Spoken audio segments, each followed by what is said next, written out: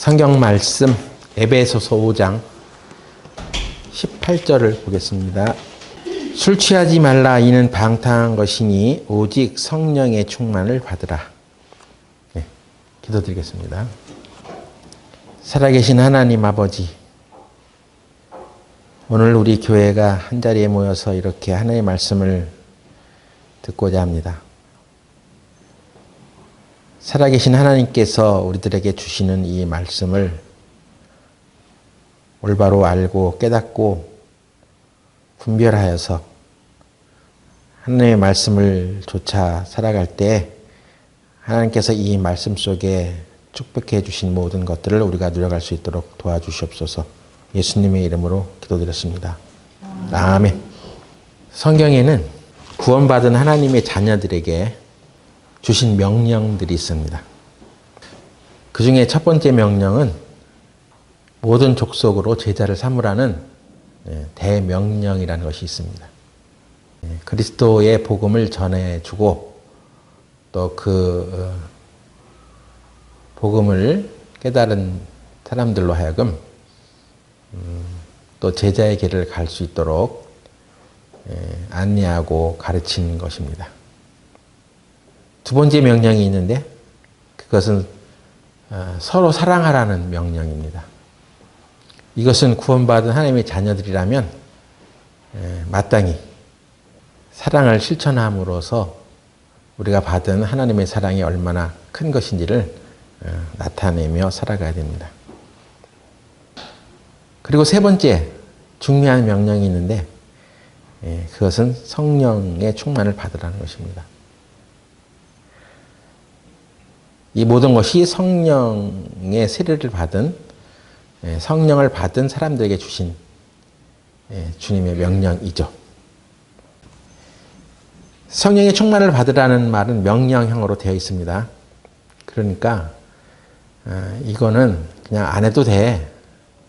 구원 받았으면 됐지 뭘 성령의 충만을 또 왜 받아? 이렇게 무시하고 넘어갈 것이 아니라 제자를 삼으라, 서로 사랑하라 와 더불어 우리들에게 엄중하게 주시는 명령의 말씀입니다. 성령으로 충만을 받아 이것입니다. 구원받은 사람은 성령을 받았다고 말합니다. 성령의 세례는 우리가 예수님이 우리를 위해서 해주신 그 일을 믿고 구원을 받을 때 그의 영이 우리 안에 들어오는 것입니다. 우리가 예수님이 그 하신 일을 믿음으로 받아들인 것처럼 예수님을 받아들인다는 것은 예수님은 육체를 입고 오셨던 하나님이었기 때문에 예수님은 이제 과거 없으시죠? 하나님 우편에 계십니다. 그렇지만 예수님은 자기를 나타내시고 또 자기와 본질은 같지만 다른 성령을 우리에게 보내신다고 약속하셨기 때문에 그 예수님이 우리 안에 들어온다는 것은 예수님의 영이 우리 안에 들어온다는 거예요. 그것을 바로 성령이라고 합니다. 그래서 육체적으로는 우리가 예수님과 함께 있지 않지만 예수님의 영이 우리 안에 들어와 있기 때문에 성령이 우리 안에 들어와 있게 된 거죠. 그리고 구약시대 때에는 하나님의 영이 들어왔다 나갔다 이렇게 역사했습니다. 그러나 이제 예수님의 영은 우리 안에 거처를 정하시겠다고 하셨고 한번 들어온 예수님의 영, 성령은 떠나지 않고 우리 안에 계속 거주하십니다. 그 성령을 받은 사람, 예수의 영이 우리 안에 들어온 사람, 그 사람들에게 주신 명령 중에 하나가 바로 성령의 충만을 받으라는 것입니다. 성령의 충만을 받는 것은 성령을 받은 사람들이 후차적으로 또 어떤 후속 세례, 두 번째 어떤 성령을 받아야지만 되는 그런 차원의 얘기를 하는 것이 아니라 예수님의 영, 이 성령의 성령이 우리 안에 충만하게 주장될 수 있게 살아가라 하는 것이죠. 성령으로 충만해진다는 것은 예수님의 영이 우리 안에 충만한 상태이기 때문에 예수님이 우리의 주인 된 상태를 말하는 거예요. 우리 마음이 예수님의 주인이 되어 있어요? 성령을 받았기 때문에 당연히 그래야 될 것처럼 우리가 생각이 들어야 되는데 구원받은 사람들도 성령은 받았지만 예수님이 우리 마음의 주인이 되지 않고 살아가는 사람들도 많습니다. 그래서 우리 그리스도인의 생활의 모든 영역에서 성령이 주인 된 상태, 그거를 성령 충만한 상태라고 얘기하는 거예요. 근데 우리는 성령의 충만한 상태를 그냥 일시적으로 우리가 성령을 구해서 그 성령이 어떤 능력으로 우리 안에 충만해져 가는 그런 것으로만 생각을 한다는 것입니다. 그게 아니라 성령이 과연 내 마음의 주인 된 상태냐 하는 것이죠. 성령께서 온전히 나를 지배하시고 통제하시는 그런 상태냐 하는 것입니다. 그게 성령 충만한 상태야. 그래서 술 취하지 말라 이는 방탕한 것이니 사람 몸 안에 술을 들어 부으면 그 술 기운에 의해서 행동하잖아요. 그죠? 우리 몸에 들어간 그 알코올의 성분이 우리 몸을 지배하고 신경 감각을 다 흐트러게 해서 술이 우리를 주장하는 그런 사람이 됩니다. 그렇게 하지 말고 성령의 충만을 받으라 하는 것은 하나님의 영이, 예수의 영이 우리 안에서 우리를 지배할 수 있도록 해가라 하는 것입니다. 그것을 명령형으로 말씀해 놓은 거예요. 명령형으로 말해 놓은 것은 너희들은 구원을 받은 사람인데 성령을 받은 사람 아니야. 구원을 받았다는 것은 성령이 그 안에 들어왔다는 얘기야. 예수님을 영접했으니까.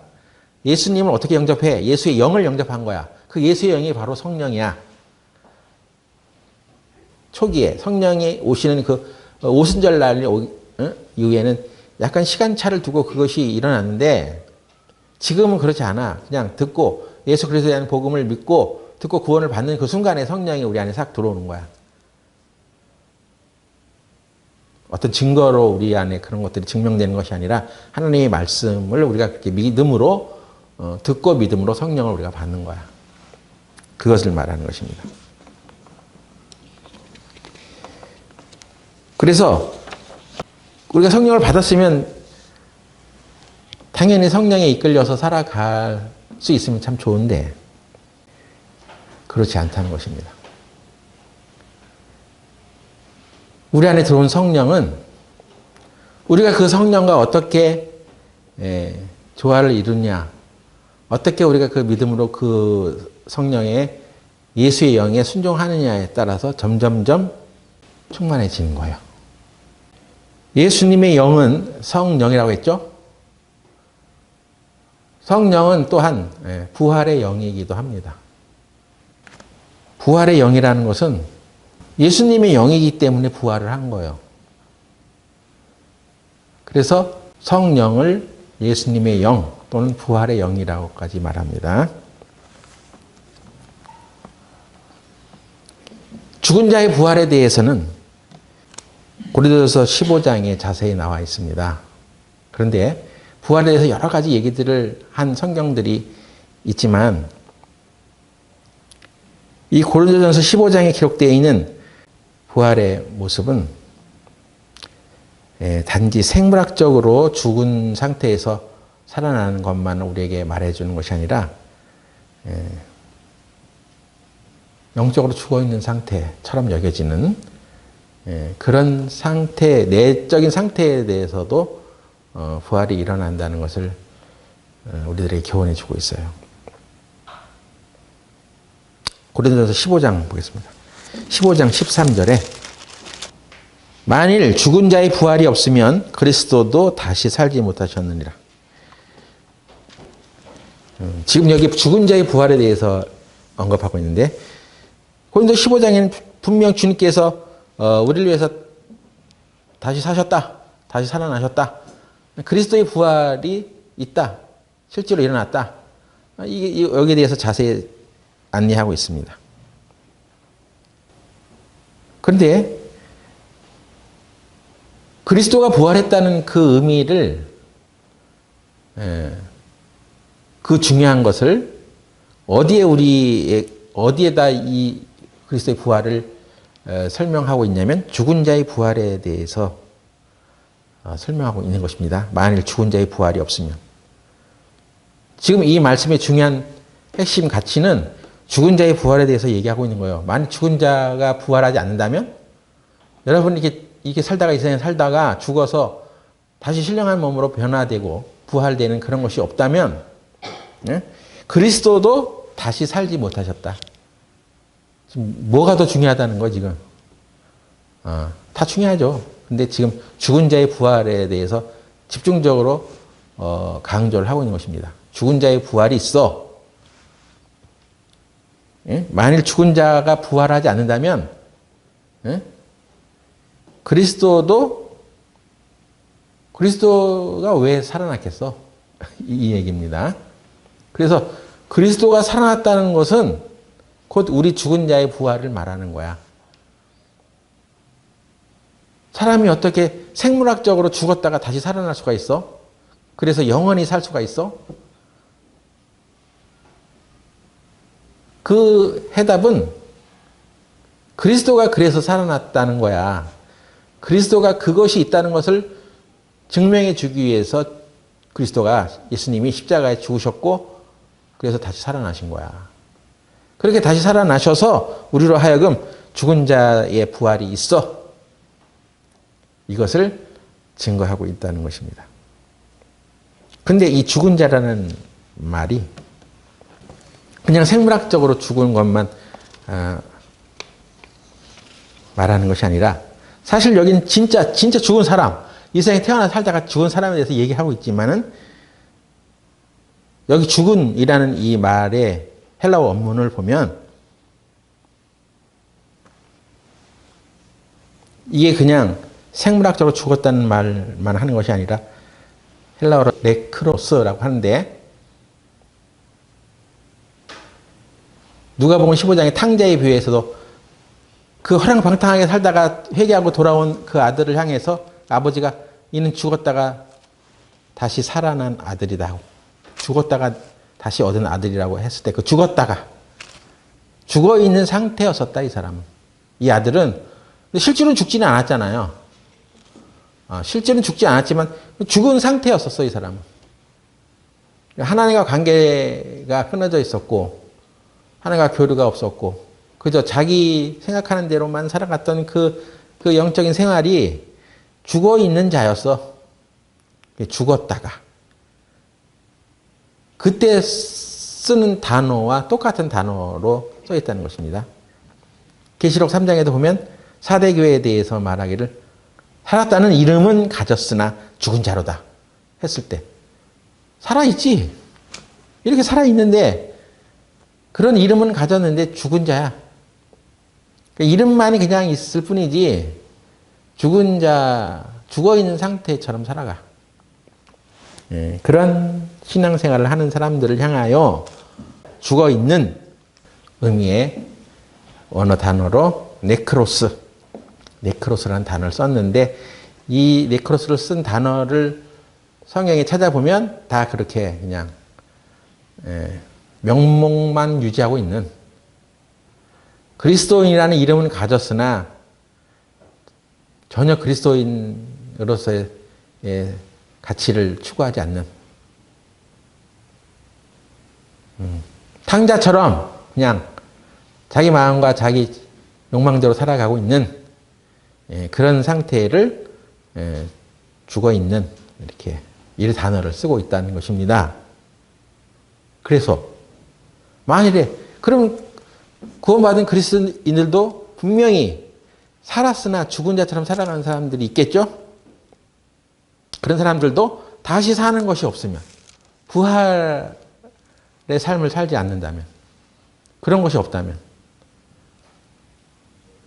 그런 사람 진짜 구원을 안 받은 사람일 수도 있겠고, 근데 구원받은 건 확실한 것 같은데 왜 죽은 자처럼 살아가?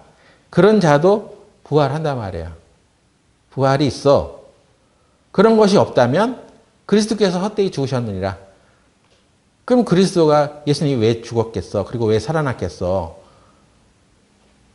그래서 그 예수님의 영은 바로 부활의 영이기 때문에 이 부활이 우리 가운데, 우리 구원받은 사람들의 생활 가운데 구원받은 것이, 그것도 세 개의 시제가 있어요. 이미 구원이 이루어졌어. 그러죠? 신분상으로 구원이 이루어졌어. 그러나 현재 우리 실생활 가운데 우리가 두렵고 떨림으로 구원을 이루어가라고 했잖아요. 그러니까 그 구원받은 그런 사람으로 합당하게 살아가는 우리의 삶이 또 있어. 그래서 현실 세계, 실생활 가운데 우리가 이 생활에서 여러 가지 또 구원을 받아가는 그런 문제가 있습니다. 그 생활 구원이 있죠. 그 다음에 우리 몸의 구원이 있어. 이제 우리가 죽은 다음에 우리 몸이 완전히 신령한 몸으로 변화돼서 하나님 앞에 가는 몸의 구원이 있어. 이래서 구원의 세 시제가 있어. 이것처럼 부활도 시제가 있다는 것이죠. 예수님 우리 죄를 대신해서 부활하셔서 죽고 부활하셨어. 그래서 그 부활의 첫 열매가 되셨어. 그리고 예수님께서 죽었다가 살아나셨을 때 우리도 그의 죽음과 함께 연합해서 죽었다가 살아났어. 그래서 우리 안에 부활의 영이 왔어. 우리가 그걸 믿는 순간에. 부활의 영이 왔는데 그럼 부활한 사람처럼 사냐고.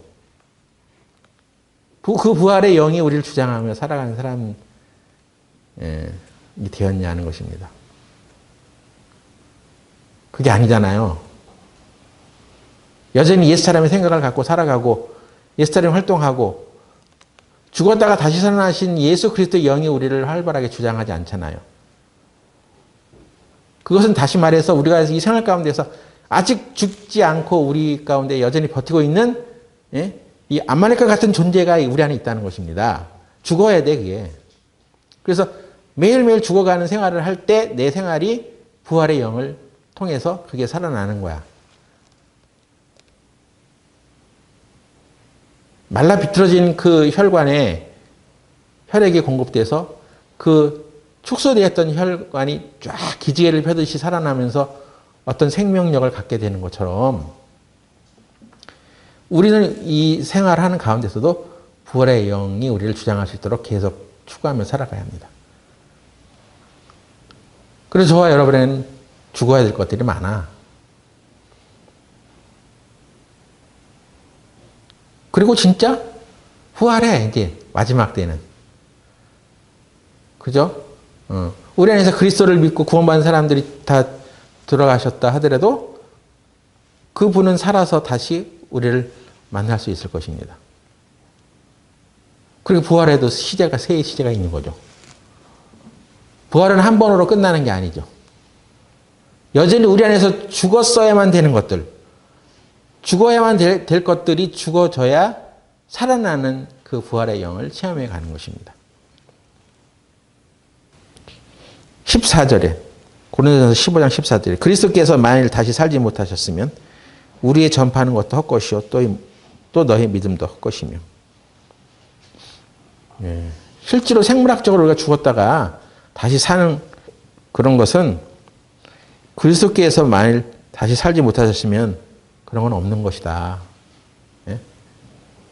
그리스도가 다시 살아나셨기 때문에 우리도 그런 부활을 할 수 있다는 것을 우리가 믿는 것이다. 만약 예수님께서 그렇게 안 하셨으면, 부활하지 않으셨으면 너의 믿음은 헛것이야. 이것입니다. 그만큼 예수님께서 부활하셨다는 것은 우리들에게 큰 힘이 되는 것입니다. 그렇다면 이 예수의 영이 우리 안에 충만해진다는 것은 성령이 충만해진다는 것이라고 했죠. 그 예수의 영은 부활의 영이라고 했죠. 그러면 우리는 생활 가운데서도 계속 부활하는 모습이 되어야 하는 것입니다. 왜 구원받은 성령을 받은 사람들이 맨 죽은 사람처럼 살아가야 돼? 너희 안에 그것이 없다면, 죽은 자의 부활이 없다면, 예? 살았으나 죽은 자처럼 살아가는 생활이 계속 된다면 그리스도가 안 살아났냐? 너에게는 그리스도가 안 살아났어? 이런 의미거든요. 그래서 성령으로 충만함을 받으라는 얘기는 우리 안에 지금 죽어야 할 것들이 너무 많은데 죽이지 않고 그냥 가니까 나도 성령의 충만을 받고 싶죠. 그리고 성령 충만하게 해달라고 구하고 있어요. 그런데 성령의 충만을 받으라는 그 말이 헬라 원문 시제에는 수동태로 되어 있다는 것입니다. 수동태라는 것은 적극적으로 내가 그것을 취해가지고 내 노력으로 그것을 얻는 게 아니에요. 수동태라는 말이 그런 뜻입니다. 이게 외부에서 그것이 이루어지는 거예요. 성령으로 충만을 받으라 하는 얘기가 받으라니까 내가 적극적으로 뭔가 내가 어떤 노력을 해서 받는 것처럼 그런 의미처럼 들려지는데 원문적 해석은 성령으로 가득 채워져 있으라 하는 것입니다. 성령으로 가득 채워지는 거예요. 그러니까 이건 내가 어떤 노력으로 하는 것이 아닌 것입니다. 채워지는 것은 그걸 채워주는 자의 역할이지 내 역할은 아니잖아요. 성령으로 가득 채워져 있으라. 헬라어로 플레루스테, 영어로 be filled with, 무엇으로 채워져 있는 거예요. 그런 상태를 계속 유지하고 있으라 하는 것입니다. 성령으로 가득 채워져 있으라. 성령의 충만을 받으라. 어디 가서 쫓아다니면서 성령의 충만을 받으려고 내가 막 적극적으로 노력하는 게 아니라 그런 충만해진 상태로 가득 채워져 있도록 어떤 준비된 상태를 우리가 가질 수는 있지. 어떤 상태를 준비하고 있으면 되지.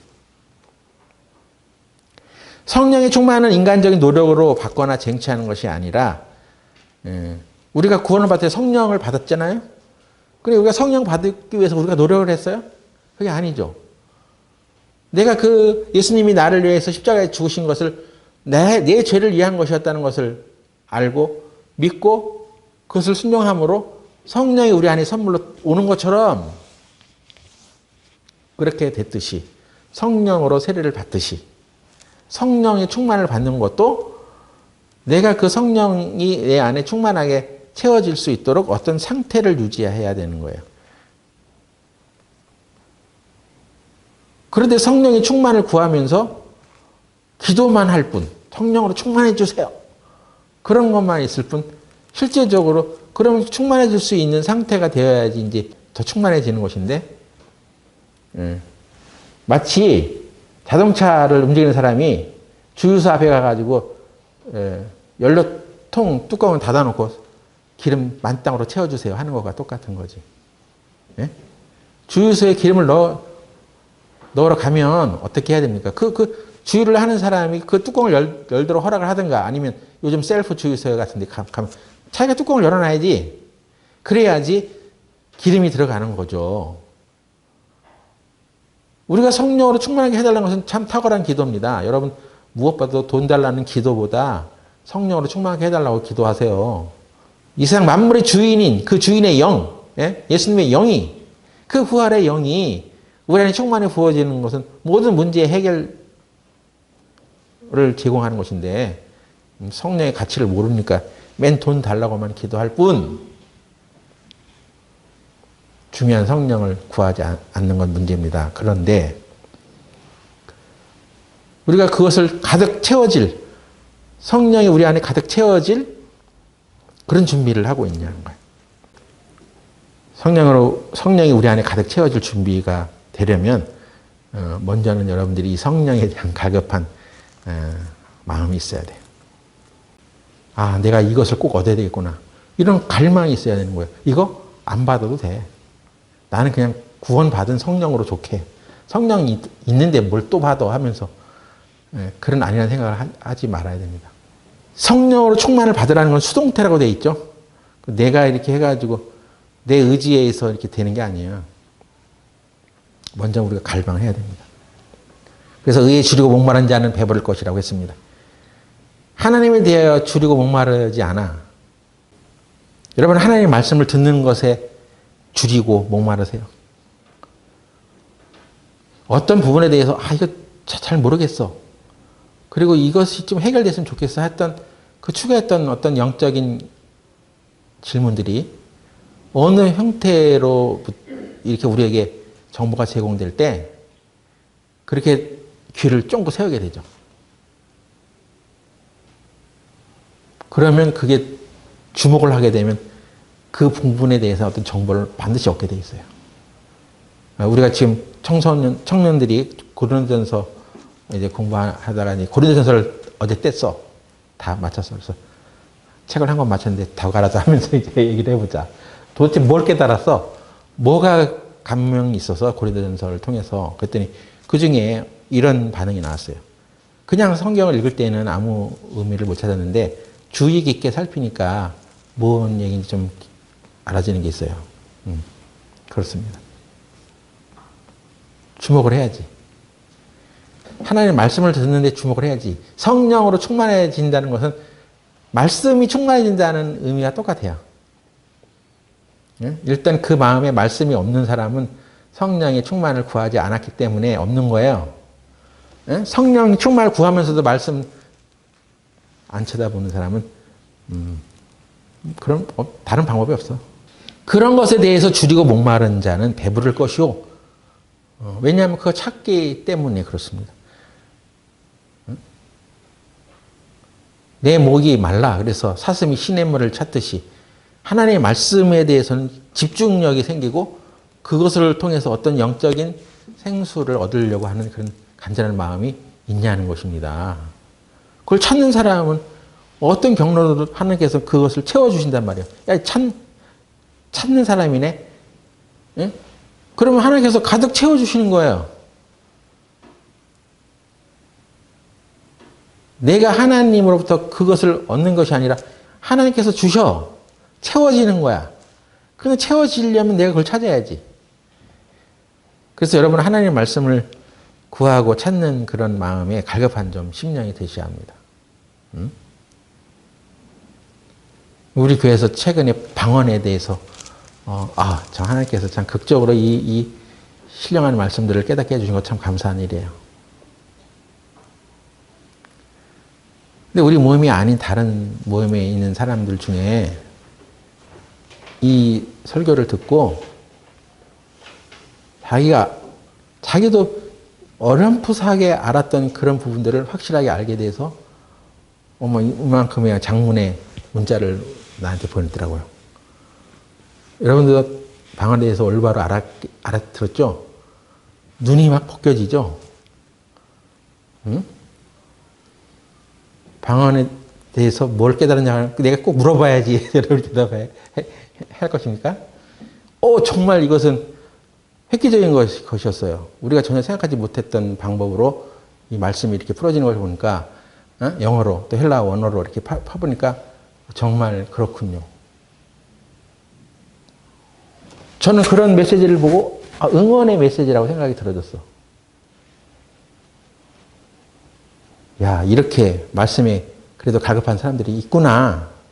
맨날 우리 교회 안에서 하나님의 말씀을 들어도 그냥 이게 무슨 가치가 있는지도 모르고 그냥 왜 이렇게 설교가 기세요 하면서 그냥 마지못해 들어주시는 분만 봤는데 아니 그렇지 않은 분도 있는 거예요. 그런 사람들이 성령의 충만을 받는 것입니다. 일단 말씀으로 충만해지니까 그것이 성령의 충만이요. 말씀을 듣는데도 귓구멍 닫고 있고 뭔 얘기를 하는 게 도대체 빨리 설교 끝나세요 하면서 안 듣고 있고 그냥 따뜻하는 사람들은 성령의 충만을 받을 수가 없죠. 이게 바로 가득 채워지는 성령으로 가득 채워지는 상태를 유지하는 방법이에요. 두 번째는 우리가 죄를 범하면 성령이 근심하십니다. 성령이 근심하고 있는 상태로는 성령이 가득 채워질 수 없죠. 그래서 우리가 죄를 자백하라고 했던 것입니다. 우리가 생활성에서 일어나는 조금이라도 불미스럽고 부끄러웠던 부분들에 대해서는 자백을 하고 인정을 하면 하나님께서 그 죄를 예수님의 피로 다 씻어주시고 이미 영원히 씻어놨지만 그 양심상으로도 온전히 씻겨지고 밝아지게 되어 있습니다. 요즘 정치적인 어떤 문제로 우리 대한민국이 아주 힘들어하는데 죄를 분명히 졌어. 그럼 깨끗하게 실토하고 인정하면은 그 사람의 얼굴은 밝아져. 그런데 그걸 안 했다. 가리고 나는 모른다 하고 이걸 다 숨기다 보면 그 사람은 얼굴은 펴지지가 않아. 네? 우리 구원받은 사람들도 살아가면서 무슨 헛물들이 다 있죠. 생각으로나 마음으로나 부끄러움이 없는 사람은 없습니다. 그럼 그걸 인정하는 거예요. 주님 앞에. 내가 자백합니다. 그리고 인정하면 밝아지는 거예요. 그러면 성령으로 그 마음 가운데 채워지는 거예요. 왜 성령이 우리의 주인이 되지 못하냐면 나의 허물과 죄를 인정하지 않기 때문에 그런 것입니다. 그럼 인정 안 하면 어떻게 될 거예요? 인정하느니 차라리 죽겠습니다. 어리석은 인생이 되는 거죠. 잘못이 있습니다. 허물이 있었습니다. 그런 것을 내가 인정합니다. 주여, 주님의 보혈로 나를 더 맑게 씻겨주시옵소서. 이전의 죄도 다 용서해 주시고 앞으로의 죄도 다 용서해 주셨지만 지금 이 죄에 대해서도 주님께서 주님의 흘리신 그 보혈로 나를 정케 하소서. 그런 심령이 돼야지 성령이 우리 마음에 더 주인이 되는 거죠. 채워지는 거죠. 세 번째는 믿음을 가져야 합니다. 믿음으로 성령을 받듯이 성령으로 가득 채워지기 위해서도 믿음을 가지셔야 됩니다. 우리가 성령을 받은 것은 율법의 행위로 된 것이 아니라 듣고 믿음으로라고 갈라디아서 3장 5절에 분명히 말씀했습니다. 너희가 성령을 받은 것이 율법의 행위로 했어? 네가 무슨 하나님의 법을 다 지켜서 했어? 그게 아니라 듣고 믿음으로 하냐? 성령으로 충만해지는 것도 성령으로 우리 마음이 가득 채워지는 것도 믿음으로 그걸 받는 거야. 믿어. 뭘 믿어? 하나님의 말씀을 믿어. 하나님을 전적으로 의뢰해. 하나님이 전적으로 의존해. 근데 전적으로 의지하지 않잖아요. 뭔가 다른 것을 믿고 있잖아요. 예? 그래서 그런 것이 없어야지 전적으로 믿는 상태가 되는 거예요. 여러분, 아무것도 없을 때 내가 믿고 있는 그것이 전적인 믿음이야. 나 이런 것도 믿고 있고 저런 것도 믿고 있고 여러 가지 것들을 의지하고 있고 이런 것이 나를 주장하고 있는데 어떻게 전적인 의존 상태가 되겠습니까? 말씀에 대한 전적인 의뢰, 전적인 순종만이 성령 충만의 지름길이에요. 네? 그럼 우리가 듣고 있는 이 하나님의 말씀이 맞아. 이 말씀이 정답이야. 나는 이 말씀만 믿어. 이 말씀만을 의지해. 이런 상태가 되냐고. 그것이 안 되는 것은 바로 하나님의 말씀이 우리 주인이 안 되고 있기 때문이죠. 하나님의 말씀이 뭘 말하는지를 그걸 의지하지 않고 그런 내 마음에 들어든 생각, 가장 최선이라고 생각했던 그런 방법을 택하고 그것을 선택하니까 성령 충만해질 틈이 없지. 부활의 영이라고도 했습니다. 예수님의 영은 그 부활의 영이 내 안에 충만히 채워지면 내 안에 죽어가는 것들은 다시 온전한 것으로 살아나는 거야. 더 신령한 것으로 살아나는 거야. 여러분들은 죽었어야 될, 이미 해결했어야 될 것들을 죽이지 않고 신앙생활을 해왔는지도 몰라. 그래서 여전히 안 죽고 있기 때문에 성령으로 충만해지지 않는 거예요. 성령을 받는 것은 믿음으로 우리가 받았듯이 성령으로 충만해지는 것도 믿음으로 받아야 됩니다. 그러려면 믿음으로 받는 건 뭐예요? 내가 이 선택하고 결정해야 될 이 문제에 있어서 나의 생각보다는 하나님의 말씀에 순종하겠다 하는 그 죽음, 그걸 죽음이라고 하는 거예요. 그래서 예수님께서도 자기를 쫓아오는 제자들을 향하여 자기 십자가를 지지 않고서 나를 쫓을 수 없다고 얘기한 거예요. 여전히 자기 생각을 주장하고 있고 내가 올바른 견해를 갖고 있어. 내 생각이 옳아 하면서 그렇게 가는데 어떻게 예수의 영이 그를 살리겠습니까? 부활이라는 것은 죽어야 한다는 것이 전제예요. 사도 바울이 내가 부활에 대한 것들을 더 잘 깨닫고 싶어서 얘기한 것이 있습니다. 뭘 얘기했냐면 그의 죽으심을 본받겠다고. 빌립보서 3장 10절을 보겠습니다. 내가 그리스도와 그 부활의 권능과 그 고난에 참여함을 알려하여 그의 죽으심을 본받아 어찌하든지 죽은 자 가운데서 부활에 이르려 하노니. 바울은 죽은 자가 아니죠. 네? 그러나 자기 영역에 죽어야 될 어떤 것들이 분명히 있어. 그래야지 그 죽음을 경험해야지 거기서 부활이 일어나는 거야. 그런데 그 부활에 죽은 자 가운데서 일어나는 그 부활에 이르려 하려고 또 그 부활의 권능을 알려 하려고 그의 죽으심을 본받는다고 했습니다. 예수님이 죽으신 것이 그리고 죽었다가 다시 살아나는 것이 우리의 큰 증거야. 우리가 그것을 참여하고 같이 동참하면 그런 일에 동참하면 우리는 살아나는 거야. 부활을 체험하게 되는 거야. 아, 이게 그냥 죽어버리지 않는구나. 에?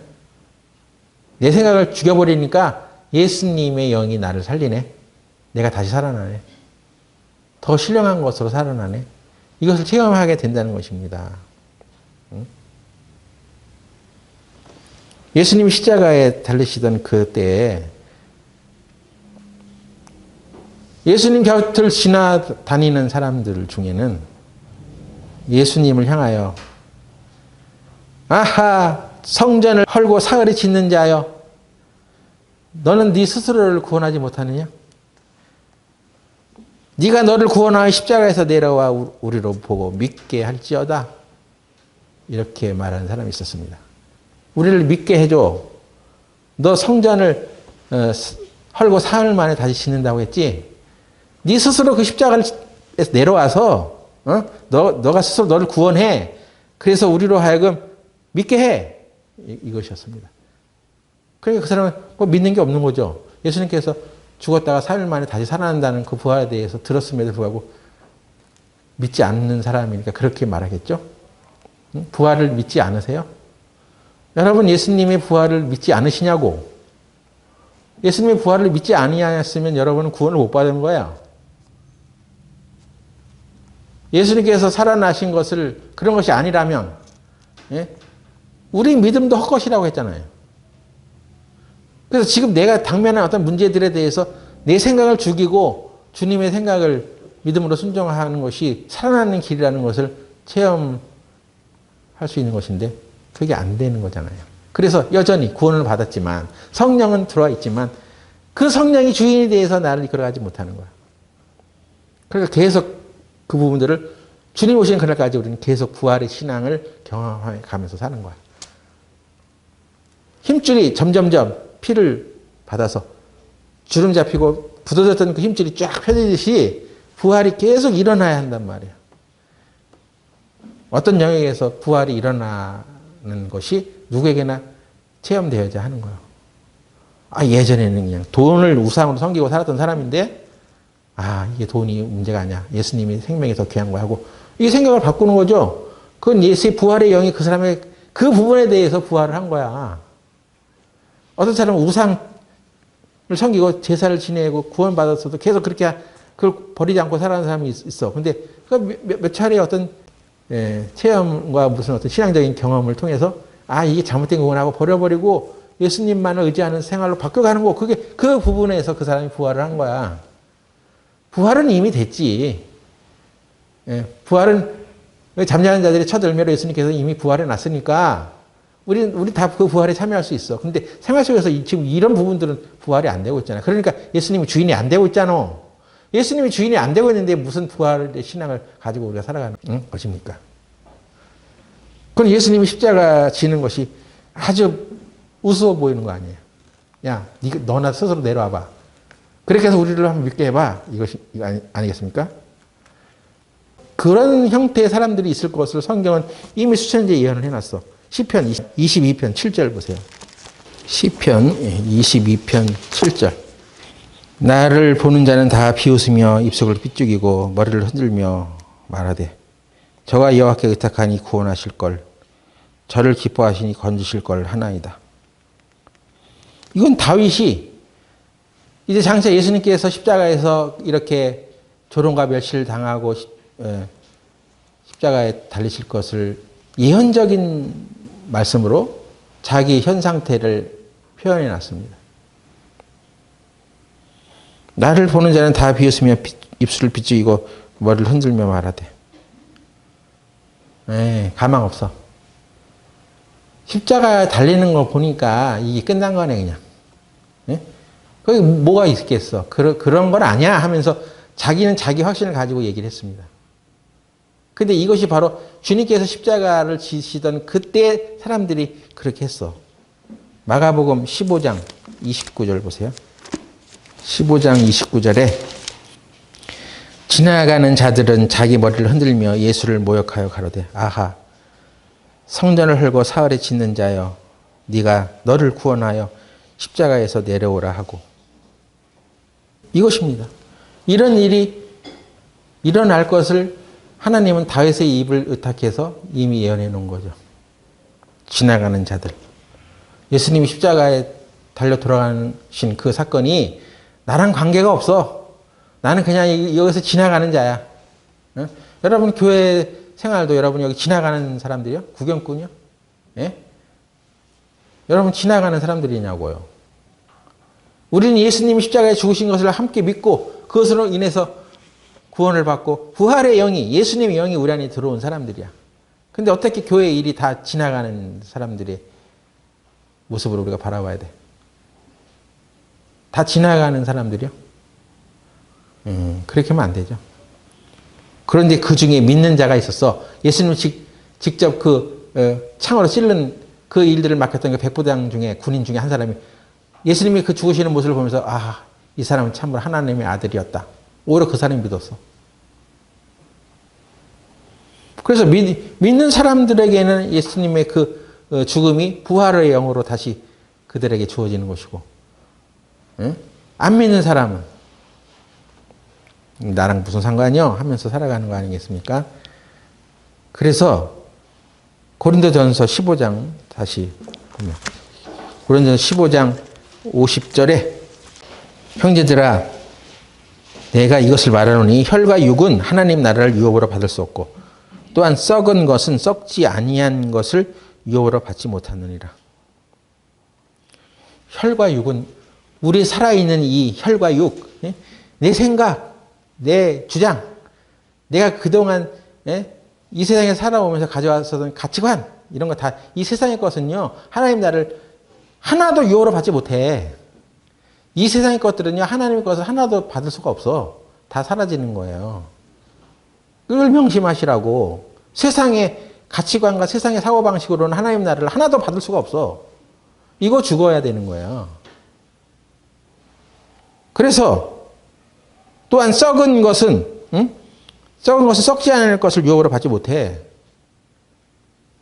그러니까 죽어야 돼 받는 거야 이게. 죽었다가 다시 살아나서 신령한 것으로 부활을 해야지 받는 거야.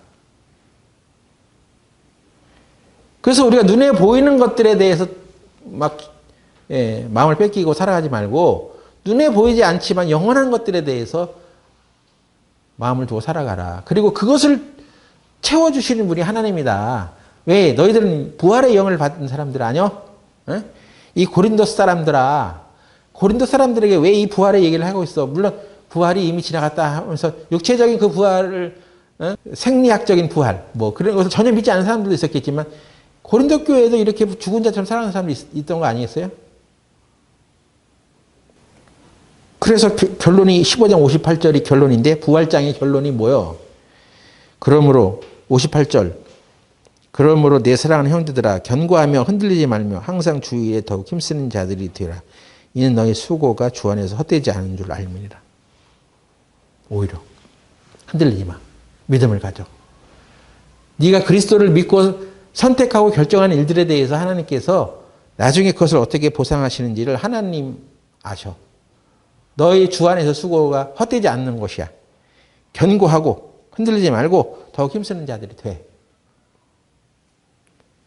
응? 주님을 위해서 어떤 것들을 헌신할 때 이거 없어지면 난 죽는데, 나는 형편이 어려워지는데, 이렇게 하지 말고 주를 믿어. 그런 부분에서 너를 죽여봐. 그리고 하나님을 의지해. 그는 부활의 영이야. 더 좋은 것으로 너를 살려. 여러분이 하나님의 말씀에 대해서 이렇게 깊이 묵상하는 가운데 그 말씀을 내 것으로 실제적으로 만들어가는 과정이 없기 때문에 부활이 안 일어나는 거예요. 도대체가 구원받은 사람이 구원받은 사람으로 살아가는 선택과 결정이 없어. 다 그 선택의 결정에는 인간적인 생각뿐이야. 하나님이 함께 하시면 우리가 그것을 다 할 수 있습니다. 이런 것이 믿음의 결정이고 부활의 신앙 아니겠어요? 사도행전 17장 11절 보고 마치겠습니다. 베레아 사람은 드살로니가에 있는 사람보다 더 신사적이어서 간절한 마음으로 말씀을 받고 이것이 그러한가 하여 날마다 성경을 상고함으로 그 중에 믿는 사람이 많고 또 헬라의 귀부인과 남자도 적지 않냐나.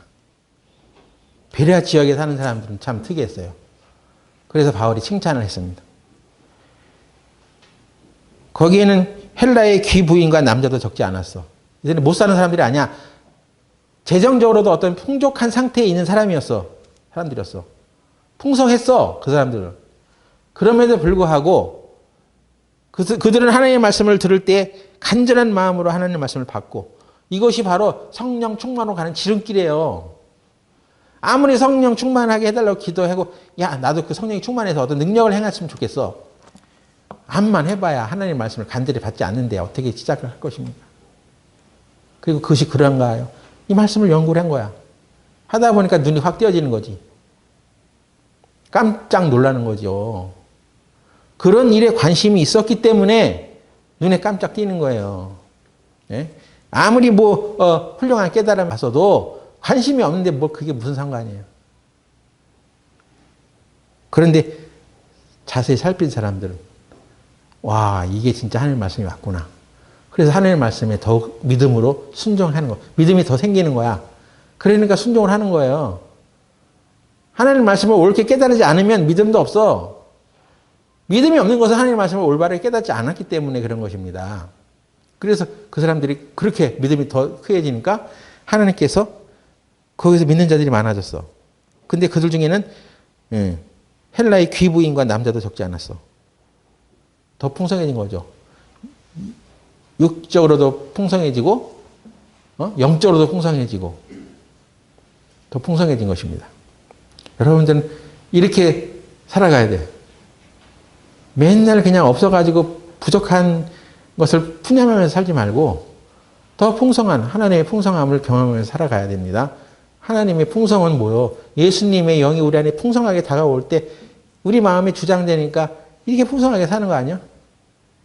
마음이 너그러워야지 뭘 남한테 베푼지 만든지 할 거 아니야. 마음이 쪼그라져 있는데 어떻게 남을 도와? 그죠? 예수님의 영이 풍성해져야지 우리가 예수님의 영이 우리를 이끄는 대로 살죠. 그냥 세상에서 돈 벌 생각만 하고 있고 예수님의 영이 충만해지기를 관심을 갖고 있지 않다면 그 사람은 풍성해지지 않습니다. 요한복음 7장 38절에 나를 믿는 자는 성경에 이름과 같이 그 배에서 생수의 강이 흘러나리라. 여러분 배에서 생수의 강이 흘러나와요? 여러분 배에서 맨날 꼬르륵 소리만 나? 나를 믿는 자는 성경의 이름과 같이 그 배에서 생수의 강이 흘러나리라. 계속 그 사람에게서 풍성한 것이 나오는 거야. 무슨 일을 선택하고 결정할 때. 그래서 성령이 우리를 주장하고 성령이 우리의 주인이 돼서 그것을 결정하면 계속해서 그것은 풍성한 영을 더 걷어들이는 거죠. 우리의 말은 그것이 실천되지 않고서는 그냥 말로 남아있는 거예요.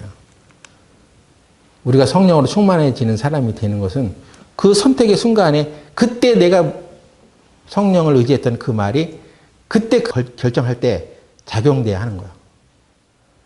내 생각은 이렇지만 이게 가망이 없어 보이지만 하나님의 영이 이 가운데 역사하시면 된다. 계속해서 그런 문제에 처할 때마다 그렇게 살아가야지 부활의 영이 활동하는 거야. 맨날 그 죽음의 영이 활동해가지고 이렇게 해서도 안 되고 저렇게 해서도 안 되고 우리는 안 되고 그냥 자빠지고 맨날 그런 생각만 갖고 있으면 없어. 그냥 없으면 묻자 무영이 되는 거야. 충만함은 예수 그리스도 안에 있죠. 그분으로부터 나와서 우리를 채우고 있습니다. 새롭고 충만하게 되는 길은 예수님의 영을 우리가 마음 가운데 가득 뿜는 것밖에 없어. 풍성한 사람이 되려면 그렇게 예수님의 영이 충만해지도록 우리가 준비를 하면 되는 거야. 믿음으로. 오직 주님이 채우실 것입니다. 내가 믿으면 믿는 대로 되는 것이죠. 우리 생각을 계속해서 죽여나가야지 부활의 영이 활동한다는 것을 알고 그 부활을 계속 체험해 가면서 살아갑시다. 기도하고 마치겠습니다. 예수님, 지금도 살아 계셔서 예수님의 영인 성령으로 우리 안에 들어와 계신 줄 압니다.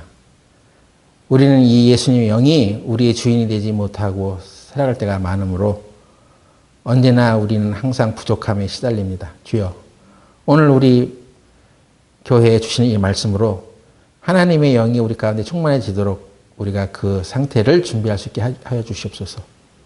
말씀을 듣고 믿음을 가지고 살아가는 훈련을 계속해 나갈 수 있도록 도와주시옵소서. 예수님의 이름으로 기도드렸습니다. 아멘.